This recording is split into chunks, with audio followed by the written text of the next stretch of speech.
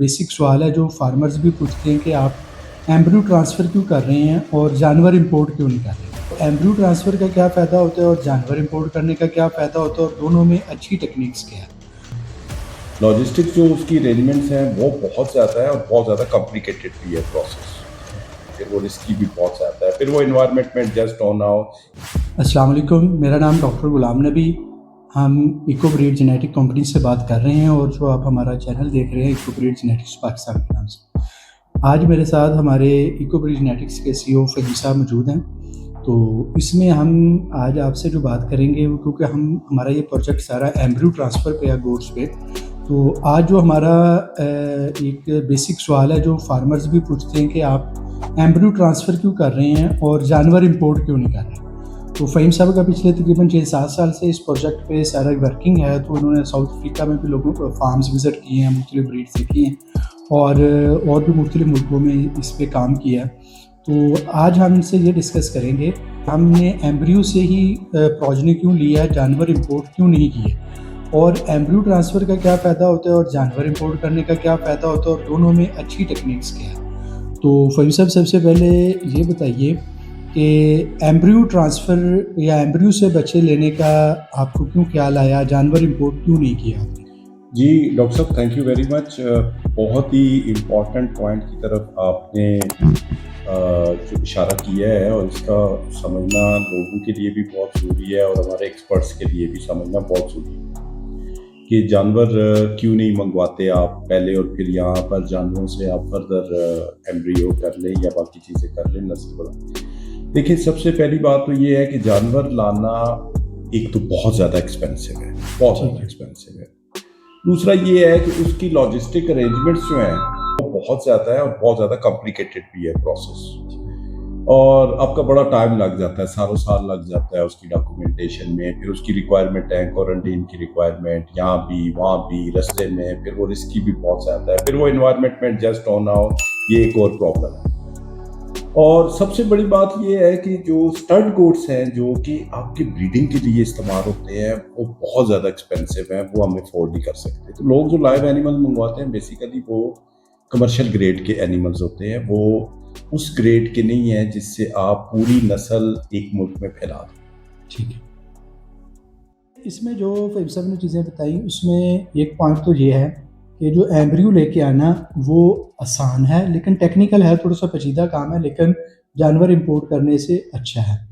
دوسرا یہ ہے کہ اب جو ہمارے پاس ایمبریو سے پروجنی آئی ہوئی ہے وہ اسی انوائرمنٹ میں پیدا ہوئی ہے، تو اس کو اس انوائرمنٹ میں ایڈجسٹ ہونا بہت ایزی ہے. تھرڈ اس میں یہ ہے کہ جو ہمارے پاس جینیٹکس آتی ہے کہ اگر ہم نے کسی فارم سے اینیمل، سپوز ہم ساؤتھ افریقہ سے ایک فارم سے اینیمل لیتے ہیں تو اس میں ایلیٹ والے اینیملز نہیں دینے، تو اس میں یہ ہوتا ہے کہ ایمبریو میں ہم ان سے جو ہم ایمبریو لے کے آئے تو ہم نے ایلیٹ اینیمل سے لیے، وہ انہوں نے ہم نے ان کو پے کیا، انہوں نے ہمیں ایلیٹ اینیمل سے ایمبریو کلیکشن دی.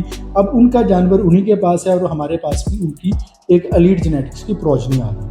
اور فورتھ تھنگ اس میں یہ ہے کہ یہ کمپیریٹیولی ایمبریو سے ادھر نسل کو بڑھانا زیادہ ایزی ہے ایز کمپیئر ٹو جانوروں کو امپورٹ کرنا. اور جیسے ابھی ہمارے پاس کچھ ایمبریوز سے جو پروجنی آ جائے گی اس سے ہم فردر ادھر بھی ایمبریو کلیکشن کر کے اس کو اسپریڈ کر سکتے ہیں. اور فورتھ یہ ہے کہ جو ہمارے پاس ایمبریو سے پروجنی آئی ہے اس میں ہیٹروزائگوسٹی زیادہ ہے، مطلب کہ ان کا آپس میں ریلیشن کم ہے اینیملس کا، کیونکہ ہم نے ایک فارم سے نہیں لیے، یہ ڈفرینٹ اینیملز ہیں. اور پھر ان کے جو باقی جن بکروں سے ہم نے بکریوں کو کراس کروایا تھا وہ بھی ایک ڈفرینٹ تھے. اور یہ سارے اینیمل پیڈیگریڈ اینیملز ہیں اور یہ ایلیٹ جینیٹکس کے اینیملز ہیں. تو اس لیے کیونکہ مختلف لوگوں کا سوال تھا کہ آپ نے ایمبریو پہ کیوں کام کیا، تو اس میں یہ ہے کہ یہ ایک جدید ٹیکنالوجی ہے اور پاکستان میں جو پیڈیگریڈ اینیملز ہیں وہ بور گوٹ الحمدللہ ہمارے پاس بھی آئے اور یہ ایلیٹ جینیٹکس کے اینیملز ہیں. تو آپ کو مختلف پلیٹ فارم سے اینیملز بور کے نظر آئیں گے پاکستان میں بھی تھوڑے بہت، لیکن وہ کسی کے پاس 2, 4, 5 ہیں اور وہ مطلب کہ اسی کی اپنی ہی ان بریڈنگ ہے اس میں. تو اس لیے یہ ہمارے پاس ایک پلس پوائنٹ ہے کہ جو ہمارے پاس بور گوٹ کے اینیمل ہیں وہ سپیریئر جینیٹکس کے ہیں. اگر آپ بھی اپنے جانوروں کو ایمبریو رکھوانا چاہ رہے ہیں تو اس میں ہم آپ کو مکمل گائیڈ کریں گے کہ آپ نے جانور کیسے سلیکٹ کرنا ہے، جس میں سیروگیٹ بکری میں جس میں ہم نے ایمبریو رکھنا ہے اس کی آپ نے سلیکشن کیسے کرنی ہے اور اس کی مینجمنٹ کیسے کرنی ہے اور پھر اس میں ہم ایمبریو ٹرانسفر کر کے آپ کو پریگننٹ اینیمل ہم دیں گے. تو اس لیے آپ ایمبریو ٹرانسفر کے بارے میں مزید جاننے کے لیے ہمارے چینل پہ ہماری ویڈیوز موجود ہیں کہ ہم اینیمل میں ایمبریو ٹرانسفر کیسے کرتے ہیں. وہ ایک سمپل سا پروسیجر ہے. تو آپ وہ ویڈیوز دیکھیں, اپنا کچھ کلیئر کریں. اگر پھر بھی آپ کے ذہن میں کوئی سوال ہوگا تو ہم اس پہ آپ کامنٹس میں ہم سے سوال کریں, تو ہم آپ کو اس سارے پروسیجر پہ سارا گائیڈ کریں گے.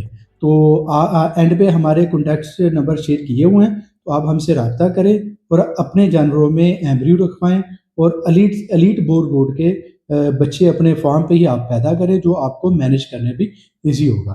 کائنڈلی آپ جدید گوٹ فارمنگ کے بارے میں مکمل گائیڈنس اور گوٹس کی بریڈنگ کے بارے میں مکمل معلومات کے لیے اب ہمارے چینل کو سبسکرائب کریں اور ہماری ویڈیوز کو دیکھیں. انشاءاللہ اس سے آپ کی جو فارم مینجمنٹ ہے وہ بھی امپروو ہوگی, اور جو بھی انٹرنیشنل سارے پروٹوکولز ہیں فارمنگ کے, ہم ان کو آپ کو سارا ایجوکیٹ کریں گے. Thank you.